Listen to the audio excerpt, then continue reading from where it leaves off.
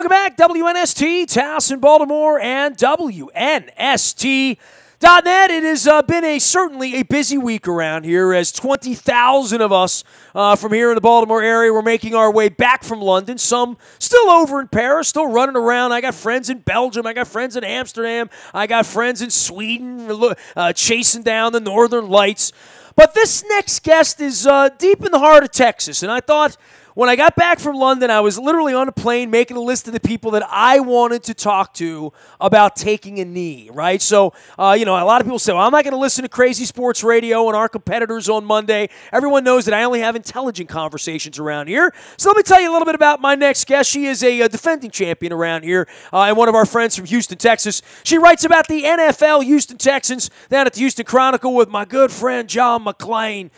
She is Steph Stradley. That's pretty good McClain, Steph. You got to admit that. She is StradleyLaw.com as well as Houston Chronicle out online, and it's Steph Stradley on Twitter with a red, white, and blue cow. And by the way, you're not kneeling in front of your flag cow. You're actually laying down having a glass of wine on some sort of chase lounge, correct? It's a replica Eames lounge. Okay. I'm really into mid-century furniture. My sister took that picture. It's supposed to kind of give you the sense of Houston, Texas, where we're country, but we're pretty urban, too. Yeah, it's a little whimsical, I would say, in your case. I left out the most important part of you. I literally was flying back, and I was going through my Rolodex, and I haven't had you on in a long time. Maybe not since we were together in Houston, where you sat down and did an hour or two with us back during the Super Bowl. But you are an attorney. You cover football. You're a female. You're a Caucasian. You're in Texas. You survived a hurricane, as many of your friends and relatives and neighbors did down there. And I thought, you know what? I like me some Steph Stradley. I want to find out what she thinks about taking the knee. Sure. Well, what say you, Steph? Well, a lot of the language about all of this is pretty messed up. These are not protesting the flag or the anthem. Or military members, by the way, who defend us, correct? In fact, the reason why taking a knee happened in the first place was because of a football player from the University of Texas, Green Beret, Nate Boyer, had a conversation with Colin Kaepernick and said, hey, can you figure out something other than sitting for the national anthem? And so they had a conversation, and at the end of the conversation, they decided that kneeling is a very respectful thing to do. And so that's why it turned into kneeling, is because it came from a conversation.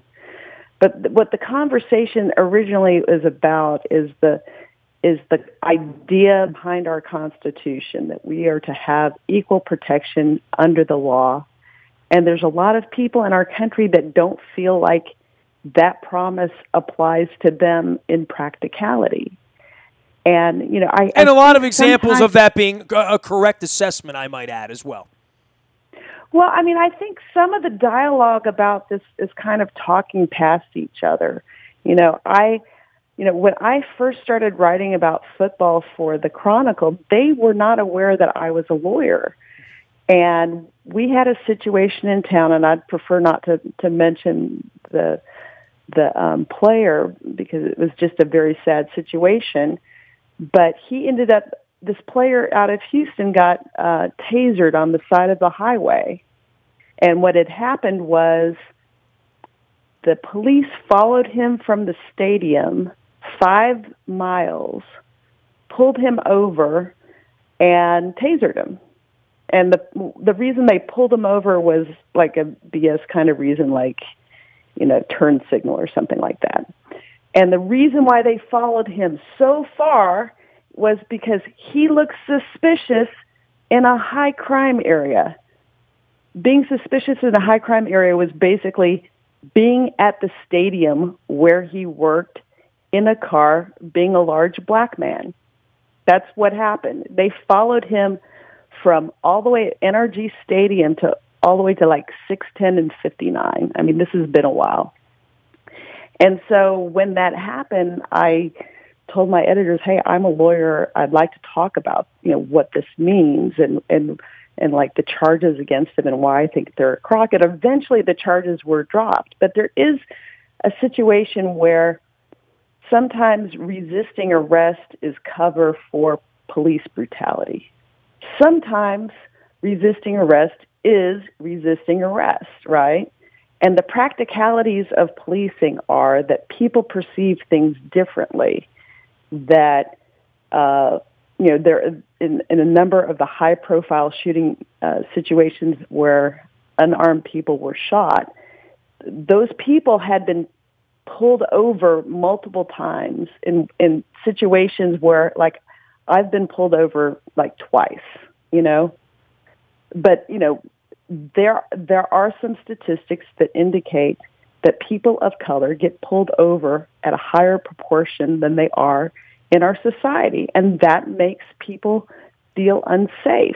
Well, I think unfairness in our society has been there since 1776, and I think we're always trying to fix it, adjudicate it, but certainly the last 9 months with an agitator-in-chief who is now tweeted by my count 15 times about the National Football League, who wouldn't let him into their little club 30 years ago. It's all very personal. It's all very just the way he conducts himself, which is offensive to me on a daily basis and has been since I looked at him, 20 years ago, quite frankly, and the kind of human being he is. Now, all that being said, he got elected. Now, whether fairly or not, we'll find out on the Russia side of things.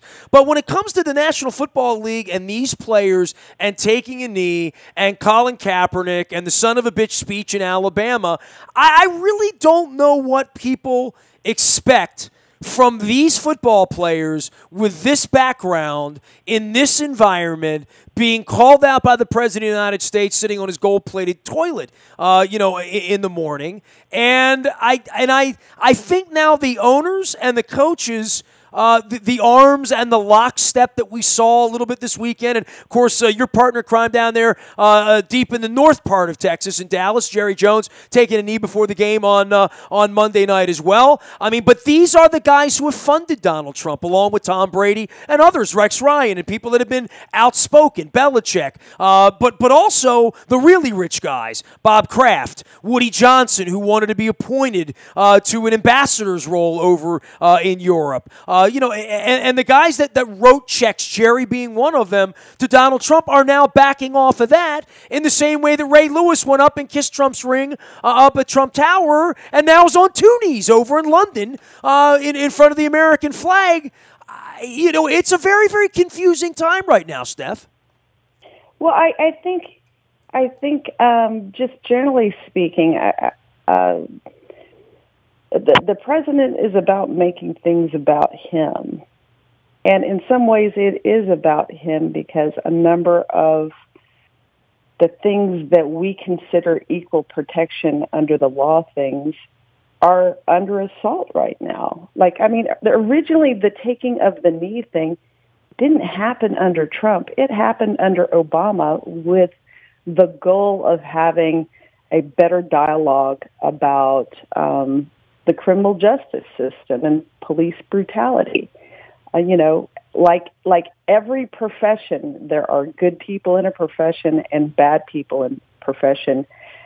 And I think a lot of the dialogue that we have, whether it's did you take a knee, did you link arms, all that kind of stuff, is just, it's taking away from the basic reason, you can say, hey, let's boycott the NFL for this, that, or the other thing, but the basic thing remains. The best way, if you're sick of protests, is to deal with these situations. But it's much easier to have an embrace debate situation about kneeling and this, that, or the other thing than actually. Well, Trump knew that there would be outrage, right? I mean, Trump said that, then didn't back off it, tripled down in order to have these black men take a knee and then point at them and call them the SOBs that they are and rile up his base. And that has worked. I haven't heard anyone that's offended by it that he didn't expect to offend who I would have told you Sunday at 9 o'clock before the Ravens took a knee that these were the people on the phone saying we can't have Colin Kaepernick here. Well, why? Well, because he's not a real American. Well, that's not true. I don't believe that. I don't check off on that. And I understand why these men took the knee on Sunday. I applauded them for taking the knee because I applaud anyone that takes a stand against injustice and speaks out against injustice. That's what my life has been about on the radio here for 26 years and speaking out about injustices with the baseball team here, you know? But that's the difficult thing, you know?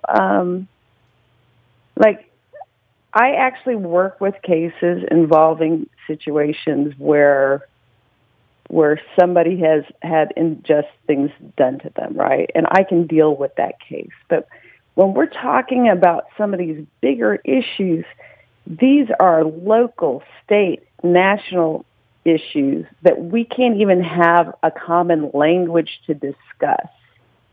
You know, where the police don't appreciate kind of the amateur hour discussions of how they do their business because policing is very local. People have different ways of doing things. But in general, you know, just as it relates to this issue specifically, we don't even have good data to talk about these issues, much less go the next step to make all Americans feel like they are safe in their communities. And then going beyond that, you know, our president makes a lot of things about him, and part of that is to create enemies, to say, you know, the media is the enemy, you know, basically anybody who complains about what he's doing is the enemy, and it shouldn't be that. Like, he should want to have equal protection to all. But we don't think of the world in those terms anymore. You know, by sowing chaos and sowing fear, that's how he, you know, that's how he's always done things. She is Steph Stradley. She is down at the Houston Chronicle. You can find her at StradleyLaw.com as well as at Houston Chronicle online. And Steph Stradley, that's Stradley. She's also an attorney. Steph, I cut you off there. I didn't mean to. Sometimes we have pregnant pauses here in radio, and I just take over, man. That's quite all right. I mean,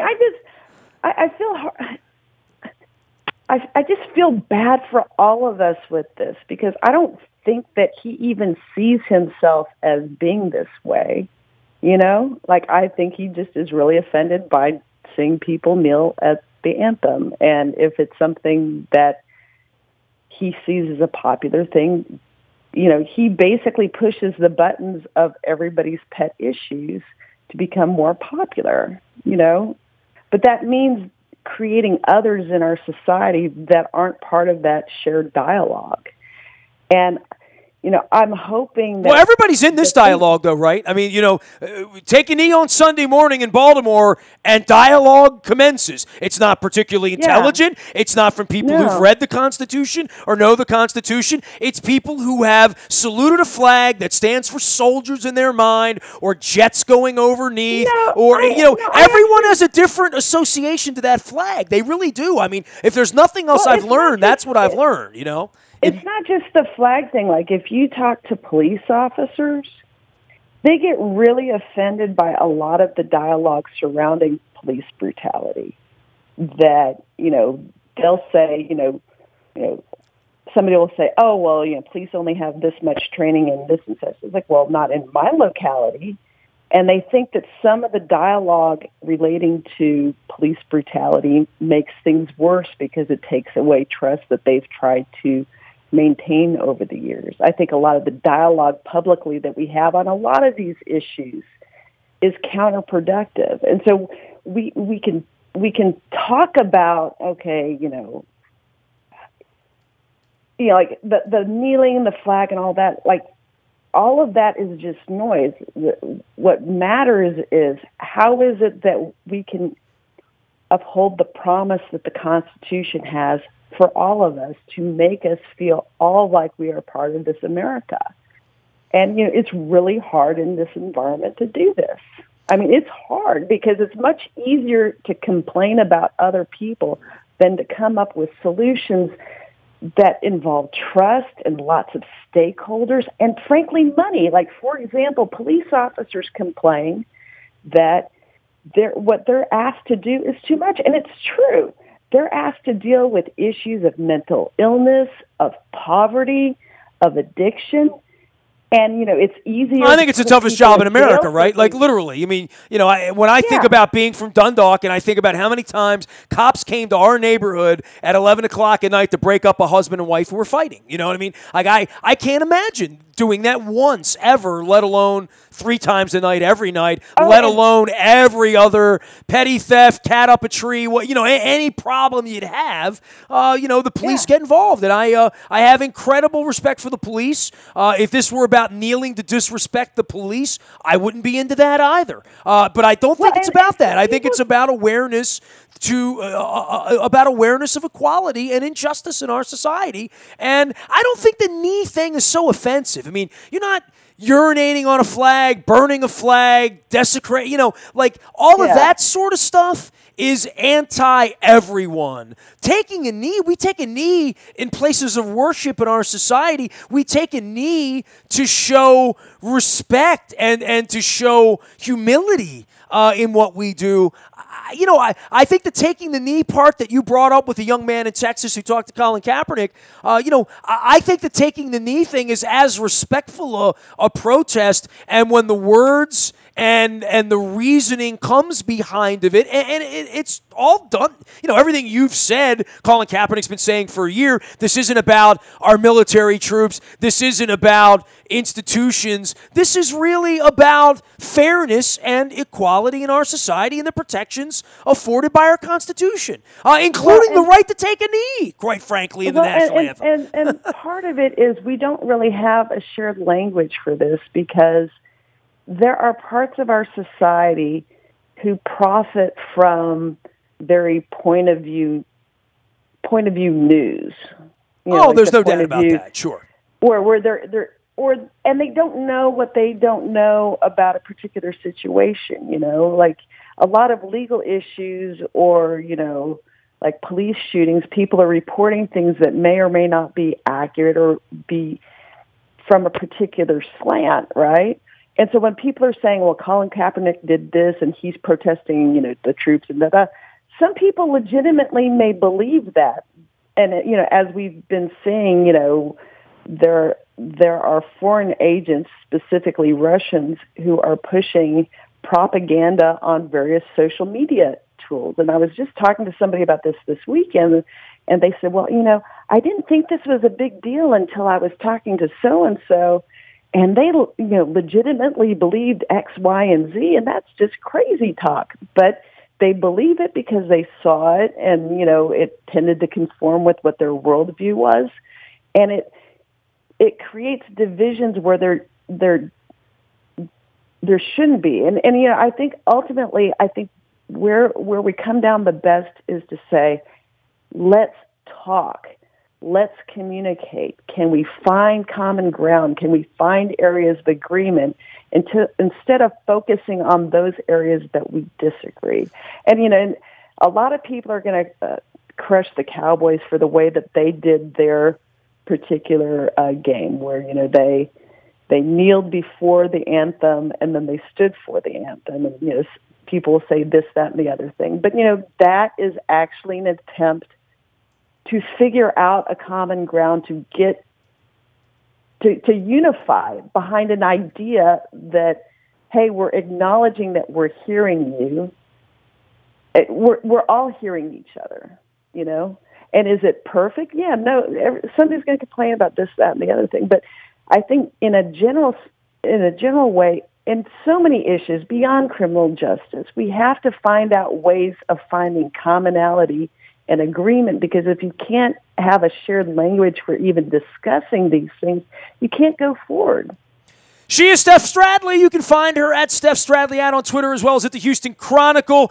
Last thing for you, as the attorney who loves football, who covers the Texans, who is around these issues and around owners and around decision making. Boy, I get the stick to sports thing all the time, which is a big flying F you to me. Quite frankly, I'm not going to stick to sports. That's not what I do. I am my own boss. I make my own rules. And if you don't like it, turn the dial. And if you do like it, we'll have an interesting conversation here for you. But the whole politics and sports thing, that it was mutually exclusive, or that only happened once in the Olympics with the guy with the little black thing and the raising of the fist, and that happened with Ali 40. Dude, that's happened every day. I mean, it's happened every day for 50 years since baseball players couldn't go into hotels in the South in the 1950s, in the 1960s in our country. But the politics and sports thing on Sunday took on a new level of where we're going with this,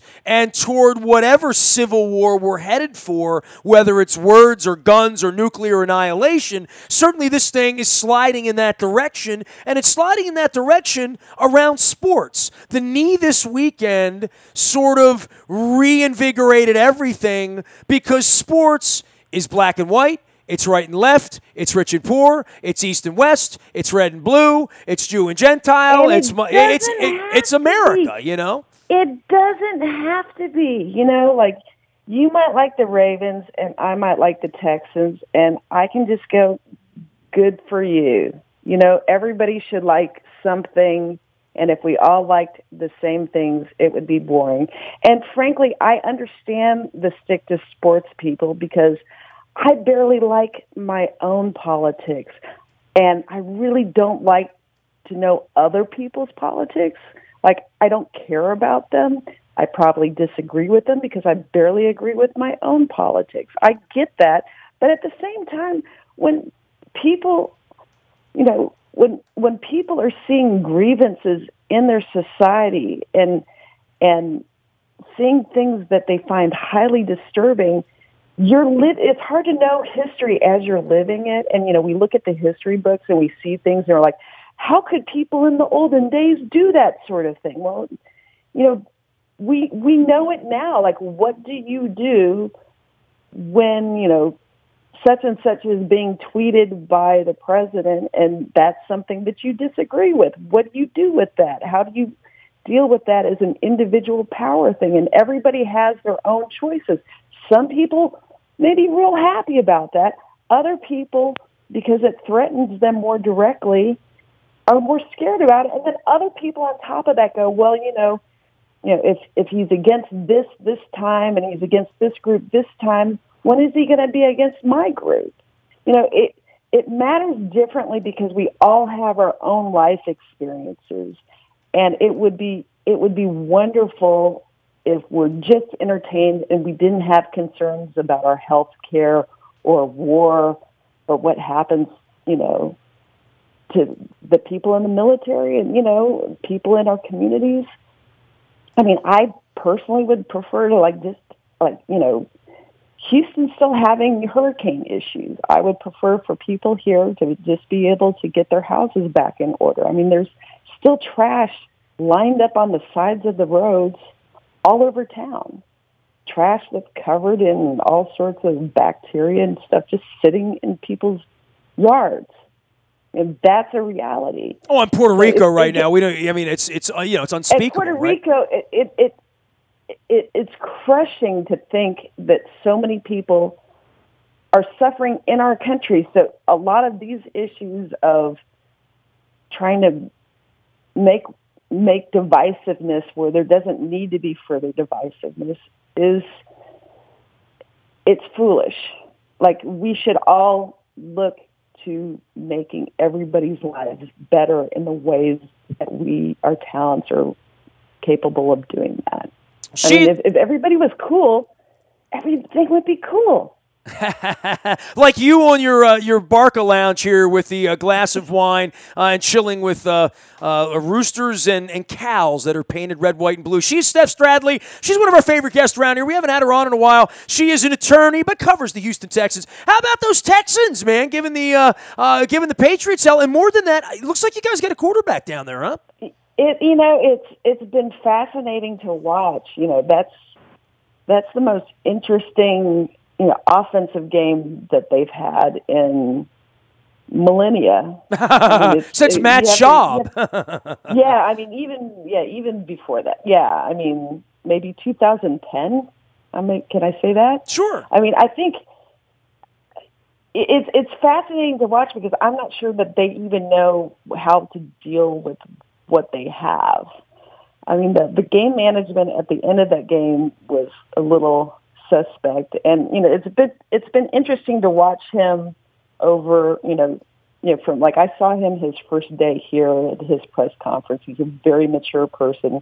Everybody says that he's a very hard worker, and you saw him learning the offense, and he was basically shadowing Tom Savage the whole time. Like he was literally in Tom Savage's. Not literally, but metaphorically, he was in his hip pocket. And so, but the things that he does in games are kind of more off schedule than what you would be seeing in a practice. So it's hard to replicate. But it's amazing. Like if he has the same issue that all rookie quarterbacks have. Can he survive his learning process, especially behind such a suspect line that the Texans have, or most of the NFL has? Offensive line play this year has been pretty brutal. Well, I mean, especially around here, we lost Yonda, and we were losing 44-0 in London on Sunday, Steph, and we had 20,000 fans that went over there to see that. Then the knee happened, and so we've got a lot of people up in arms about that around here this week. We got the Steelers this week, but one thing I didn't think we had to worry about was the Texans being competitive in the AFC. But they've come a long way. I tell you what, Jacksonville came a long way. We're seeing Tennessee get better. Indianapolis looks like they're getting their quarterback. I mean, that division's picking it up a little bit, right? Yeah, I will tell you that Jacksonville absolutely embarrassed the Texans at their home opener. I mean, who knows? Jacksonville seems to be taking a page out of the Texans' playbook where they play great defense and then they use that defense to help their offense out. Well, certainly the Texans have that. Way. I mean, you guys have wondered a long time with Clowney, Watt, Merciless, McKinney. You get all these guys healthy at the same time. That hasn't really happened around there, right? Yeah, but unfortunately for playing the Patriots, their secondary got hurt. And if you look to the way that Brady played them, it's like, it's just the typical Brady game, like find your weak link and keep on exploiting it. And so that's what he did. I mean, he exploited some of the fill-in players that the Texans had, and that's going to be an issue. But he was throwing darts too. I mean, the difference between a win and a loss in that particular game was crazy because the play before the winning play for Brady was within milliseconds of being intercepted, but the player dropped it. Well, it's a hell of a little period for them, too. I mean, Tennessee and Kansas City coming up. But then it gets a little easier. I mean, you got Cleveland, Indianapolis on the schedule. You got a trip to L.A. So, certainly some prosperity there to think they can still win 9 or 10 games, especially if Deshaun Watson's going to be that good, right? Yeah, I mean, I think the biggest thing is can they overcome some of his learning on the job, and can the defense deal with some of their secondary issues? And can they deal with their just horrible special teams? Like they have a new kicker, and he's been good, but the return teams, are just not good. Like so, field position it puts the defense in a really bad spot, and it doesn't help Deshaun Watson if he's pinned back deep. So I mean, they're going to have to work through some of those issues, and they have in the past, but their projected schedule this season is hard.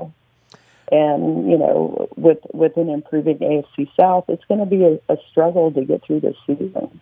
Always great to visit with you. I appreciate the time. I'm glad you and yours pulled through the storm okay down there a couple weeks ago. We were thinking about you. Oh, it was scary. Like, I think the 3 nights in a row where it's pouring as hard as you possibly can imagine. Like, in this part of the world, they call them gully washers, and they usually last for like 15 minutes, where it rains really hard. But it did that all night for 3 nights in a row. So what people were doing was just basically looking to see if the water was rising in their streets. And for those of us who live in one-story houses, that's a really frightening prospect. I mean, a whole region the size of Florida was traumatized that way, and some people lost stuff. But it's the greeting nowadays. You go up to somebody and go, "Hey, how'd you do?" How'd you do? Right. All right. How'd you do? Yeah. How did you do? You do okay? We did okay. We did okay, but it was scary as hell.